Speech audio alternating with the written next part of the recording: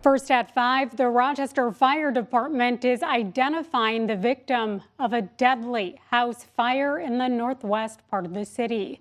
The department says 69-year-old Patricia Spitzack-Havlish was killed during the fire last night. RFD says callers reported hearing what sounded like an explosion at the home on 49th Street Northwest just before 11 p.m. Now that's where we find KIMT News 3's Evan Berg joining us live. Evan, the description you're hearing from neighbors honestly sounds frightening. That's right, Jess. One neighbor I spoke to, Virginia Alley, says she heard a boom late last night. And when she went out to go and check on her neighbor's house, it was engulfed in flames. It was quite the shocking sight. The Rochester Fire Department says the calls it received seemed to back up that account, with other neighbors reporting a sound like an explosion before the fire broke out. When firefighters arrived on scene, they found the home heavily engulfed in flames.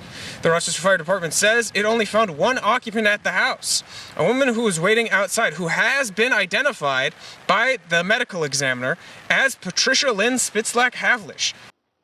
There were at least a half a dozen fire trucks and probably the same number of police cars, and the ambulance was here. So it was, quite an event going on here, and we felt bad for our neighbors.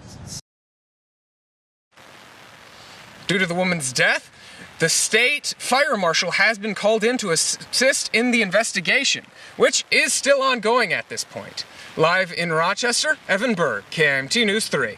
Evan, clearly significant damage to the home there behind you, especially if there was a potential explosion. Do we know, is the home a total loss, or is that still being investigated as well? That's still being investigated at this point, but it's not looking good from my perspective. The entire interior is very black.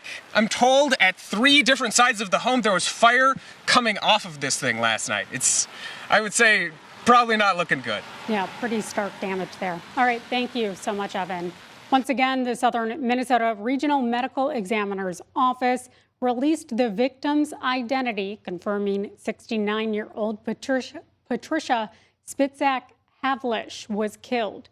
The agency is still working to determine the official cause of death.